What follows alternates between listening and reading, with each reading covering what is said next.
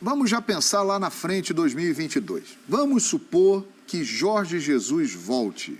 E a pergunta que muita gente faz, se ele voltar, vai ser como em 2019? Nós temos uma tela aí para a gente começar esse assunto. Presta atenção. Os principais adversários do Flamengo de Jesus em 19, o Santos do Sampaoli, o Palmeiras, que teve o Filipão e depois o Mano Menezes, o Grêmio do Renato Gaúcho e o Inter do Odair Hellmann. Em 2022, caso volte, o Jesus vai encarar o Palmeiras de Abel Ferreira, bicampeão da Libertadores, o Atlético Mineiro de Cuca, campeão brasileiro e da Copa do Brasil, e o Corinthians, que está trazendo nomes muito fortes. O panorama vai ser muito diferente para o JJ se ele voltar, Zinho? Sim, bastante. Além dessas comparações de épocas aí, de 2019 para agora, dos times, que eu acho, principalmente o Palmeiras de hoje, melhor do que o Palmeiras do Filipão. Eu acho o Palmeiras do Abel Ferreira muito mais sólido, confiável. É um time, é um trabalho, né, que traz muita segurança, que sempre chega e disputa título. Todo respeito ao currículo, à história do Filipão, inclusive eu sou campeão da Libertadores ao lado dele, ele como meu treinador. Mas eu acho o Palmeiras de hoje muito mais preparado, muito mais organizado. Sem contar no Atlético Mineiro, que no momento é o melhor time. No momento, o time que joga melhor, está de férias todo mundo, mas que terminou jogando melhor, é o Atlético. E ainda pode vir reforços. E o Cuca é um treinador muito mais preparado também nessa gestão. E aí você fala de um Corinthians que se reforça, e o Corinthians é gigante. Quando o Corinthians chega, o peso é maior, a disputa é maior, a rivalidade é maior, porque tem uma torcida espetacular também, que joga esse time para frente, levanta esse time, é incrível, a fiel, né, a torcida do Corinthians. E aí você pode citar outros times que não são muito falados, mas assim, é time organizadinho, vai jogar com Fortaleza lá, nessa gestão nova do Vojvoda. O próprio Bragantino. Então, acho que os times se prepararam, se organizaram muito pelo Flamengo em 2019. O que o Jorge Jesus fez, alertou os outros clubes e treinadores e mexeu com essa galera.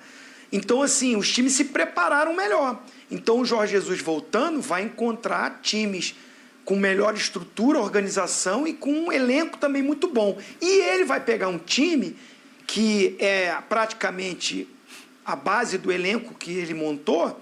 Claro que não vai ter aqui o Gerson, não vai ter o Pablo Mari, não vai ter o Rafinha, mas vai ter um Davi Luiz, vai ter o garoto, o Andrés Pereira, que falhou, mas foi abraçado.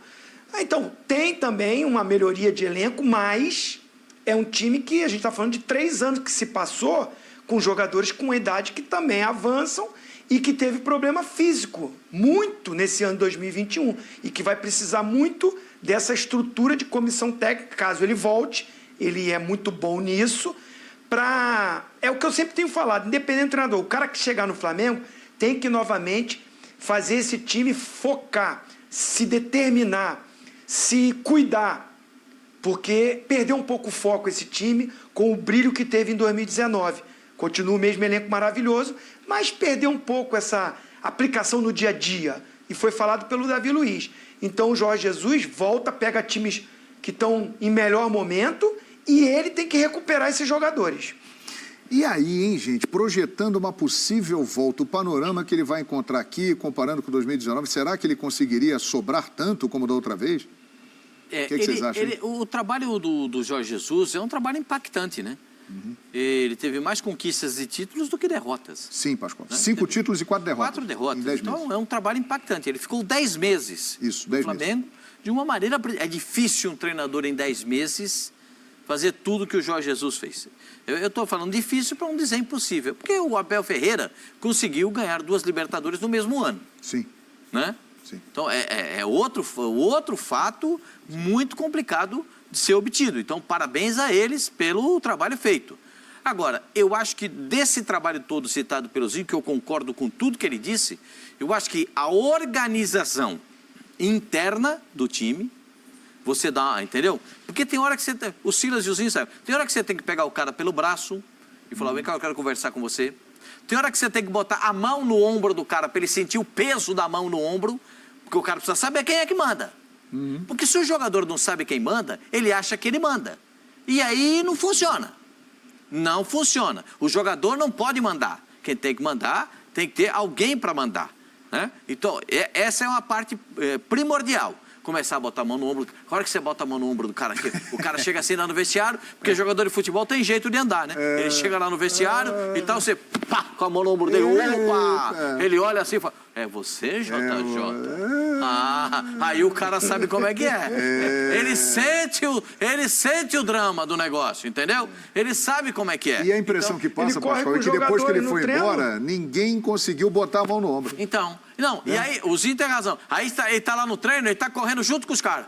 E ele, correndo junto com os caras. E ele tá olhando feio pros caras. Vocês viram? Tem uma imagem dele que ele tá ali no treino, os caras estão correndo, ele tá aqui olhando feio pros caras. Ele tá fazendo isso só? Vamos, filho. Vamos correr aí, ó. Tô correndo junto com você. Isso só não basta. Tô correndo mais do que você no treino, meu filho. Então, vambora. Então, isso, Zinho. E eu acho que essa parte da organização interna, primeiro do ambiente, e depois do aspecto físico do trabalho do jogador dentro de campo, e aí você transfere o físico pro tático e o tático pro técnico. Eu acho que é a parte mais importante que ele vai resolver. Agora, o time, com todo respeito ao time campeão de 2019, o Davi Luiz na zaga é bom. Eu gosto. O Andréas Pereira no meio campo é bom. Você curte, né? É legal. Eu acho que o time é até melhor. Pascoal? Eu acho o time até melhor. Até melhor. Mas, como diria o gaúcho, esse negócio de organização interna, passar pelo aspecto físico e aspecto tático e depois técnico, isso tudo faz toda... Como a gente tem dois craques do futebol aqui, Sim. E a gente pode...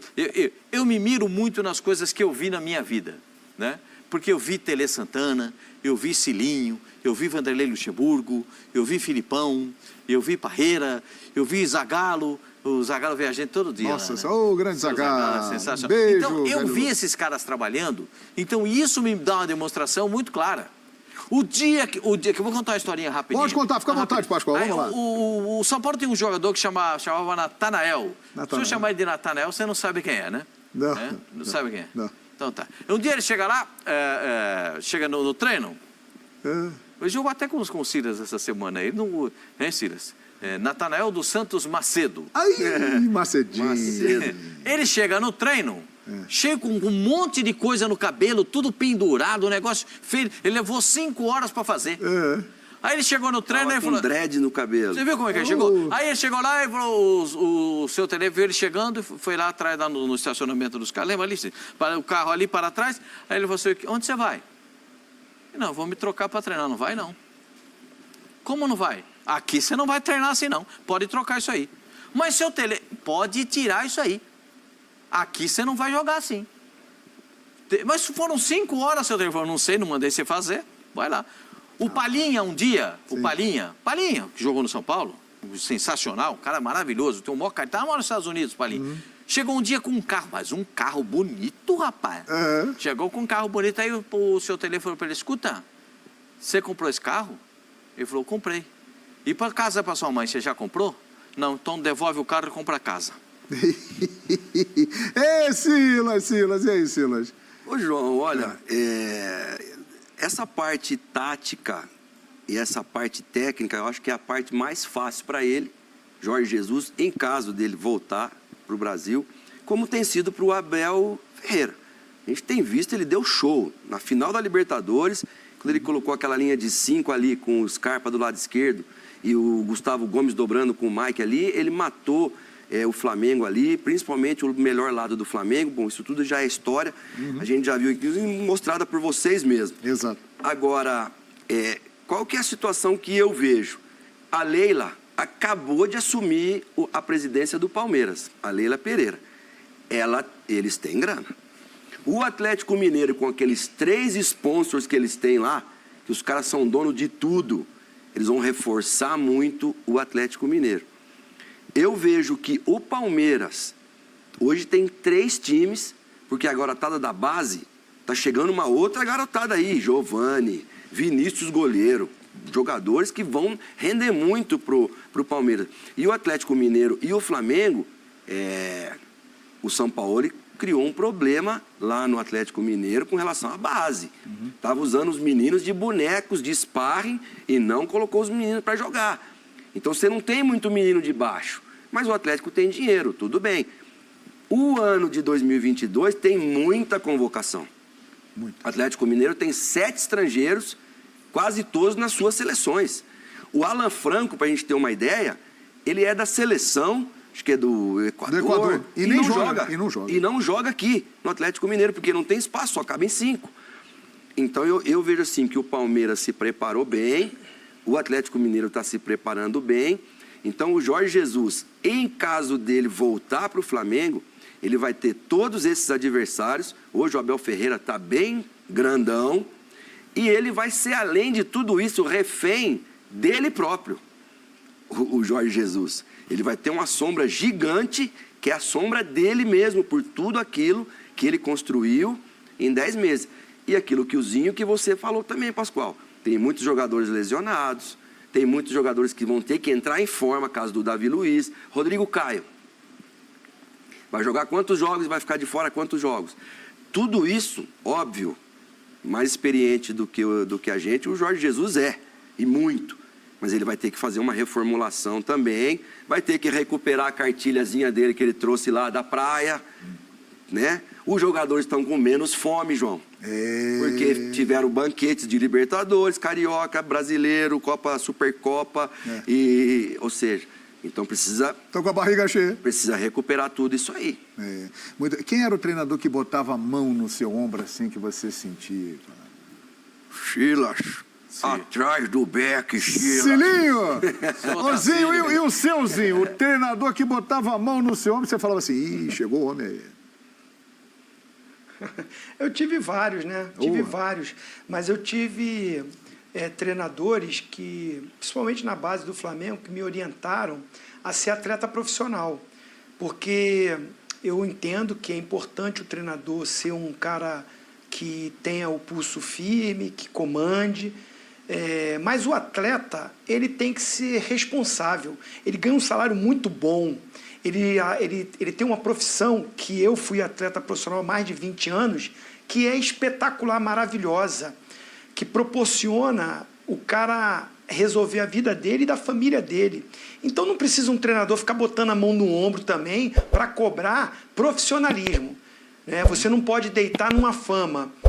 Eu fui campeão do mundo com a seleção brasileira em 94 e nem por causa disso, quando eu voltei, eu falei, já sou campeão do mundo, tá bom. Então, assim, eu estou falando porque eu vivi isso. Eu não estou falando da boca para fora. É muito simples ex-jogador vir comentar e falar e cornetar sem ter uma imagem, um currículo. Eu posso não ter sido o melhor jogador do mundo, e não fui. Não fui. Eu não fui nenhum craque, mas eu fui atleta profissional e isso eu posso falar. Isso eu posso abrir a minha boca, eu tenho moral para falar. O jogador, se não se cuidar, se não for atleta profissional, se ele não acordar todo dia com fome para ir lá dentro do campo, treinar todo dia, se preparar, ele vai ser engolido na hora do jogo. E eu percebi, nessa reta final, jogadores do Flamengo acomodados com o que conquistou. São ótimos jogadores. Para mim é o melhor time do Brasil, continua sendo. Melhor elenco. Agora, se não focar, se não tiver determinação, se não tiver profissionalismo, vai ser engolido pelos outros que, de repente, tecnicamente está até abaixo, mas estão mais concentrados. Foi o que o Palmeiras fez e venceu e mereceu vencer a Libertadores, porque estava melhor preparado, melhor focado e com fome de bola, com fome de decisão. Pode vir o Jorge Jesus, pode vir quem for, botar a mão do ombro, mas se o jogador não fizer e não se conscientizar, a coisa não anda, João. Rapaz, depois desta aula, é melhor a gente ir para o intervalo, porque o Zinho deu uma aula e o Silas também tem muita moral para falar sobre isso. Fala, Silas. Não, e a gente não pode esquecer que, em cima disso que o Zinho falou, na final contra o River Plate, o Arão teve que sair, o Willian Arão, o Gerson teve que sair, o Gabigol ficou meio machucado, Sim, no jogo. Então já tinha acontecido no passado recente, contra o próprio River Plate. O Flamengo não jogou bem aquele jogo. Ganhou nos últimos 10 minutos. Sim. E em 2 minutos liquidou a fatura. Mas é uma questão que precisa ser analisada. Você está no Rio de Janeiro, né? Você não está numa cidade que não tem praia. Rio de Janeiro, coisa linda. Um abraço para os cariocas que sempre nos prestigiam bastante, assim como o Brasil todo. Então é isso, minha gente. Estamos todos curiosos, né? Como seria a volta de Jorge Jesus encarando o Palmeiras de Abel Ferreira, o Atlético Mineiro do Cuca, o Corinthians do Silvinho, o Fortaleza, o Bragantino, o Atlético Paranaense? O panorama do futebol brasileiro mudou e por causa do trabalho feito por Jesus, os outros melhoraram. E aí? Vamos aguardar para ver se Jesus vai voltar.